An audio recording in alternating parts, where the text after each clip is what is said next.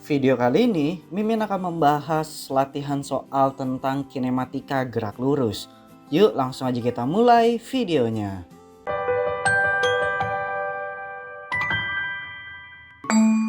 Mobil polisi yang sedang mengejar pencuri motor yang posisinya tepat berada 100 meter di depannya. Jika kelajuan motor 72 km per jam dan polisi dapat mengejar pencuri pada suatu tempat yang berjarak 300 meter dari posisi awal polisi. Berapa kelajuan mobil polisi? Nah, mungkin kalian pas pertama kali ngebaca soal kayak gini agak bingung ya. Nah, seperti biasa kalau di fisika, kalau kalian menemukan soal, tulis dulu yang diketahuinya. Jadi kalau di soal ini kan diketahuinya itu adalah V pencurinya itu adalah 72 km per jam. Kita ubah ke satuan internasional menjadi 72 dikali 1000 per 3600 ya. Sama dengan 20 meter per second. Tapi kalau kita lihat lagi, di sini kan agak susah ya penulisannya. Misalkan 100 meter kita lambangkan apa, 300 meter kita lambangkan apa. Nah, untuk lebih jelasnya kita harus bikin ilustrasi tentang gambarnya ini. Jadi kalau kita bikin ilustrasinya itu, kan ada mobil polisi di belakang ya otomatis ya. Kemudian ada pencuri di depan mobil polisi itu. Pencurinya itu bergerak ke kanan, kita anggap ke kanan dengan kecepatan 20 meter per second. Dimana awalnya itu kan mobil polisinya diam. Hingga sampai suatu ketika pencurinya itu berhasil tertangkap oleh mobil polisi, kita anggap di titik sini ya. Kalau kita lihat dari soalnya lagi, kita bisa katakan kalau tadi jarak antara mobil polisi dengan pencuri itu awal-awal adalah 100 meter. Ya, yang ini nih 100 meter di depannya. Kemudian ternyata mobil polisinya itu dapat nangkap si pencurinya itu pada jarak 300 meter ya di sini.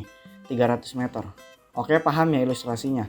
Jadi, kita bisa katakan kalau pencurinya itu sudah nempuh 200 meter. Kebayang? Jadi polisinya itu nyampe 300 meter baru nangkep pencuri. Pencurinya itu udah nempuh 200 meter sehingga ketangkep sama si polisinya itu. Jadi kalau dari yang 200 meter ini kita bisa tuliskan kalau jarak yang ditempuh oleh pencuri itu adalah 300 dikurang 100 sama dengan 200 meter. Nah, karena yang di sini V-nya itu udah diketahui ya yang V pencurinya, berarti kita bisa tentukan waktu yang diperlukan pencuri untuk menempuh jarak 200 meter ini sampai akhirnya ketangkep. Kita masukkan ke rumus yang biasa, T sama dengan S per V. Karena ini kan tanpa percepatan ya, karena dengan kecepatan konstan. Sehingga S-nya itu 200 per 20 sama dengan 10 second. Artinya pencuri itu akan tertangkap setelah bergerak selama 10 second.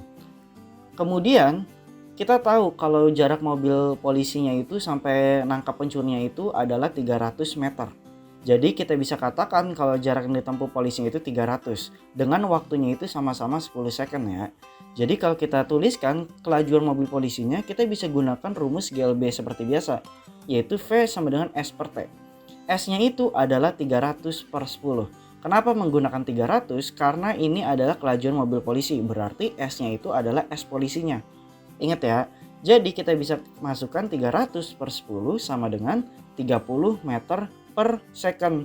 Jadi bisa dikatakan mobil polisi ini akan menangkap pencuri pada jarak 300 meter ketika mobil polisinya itu bergerak dengan kelajuan 30 meter per second.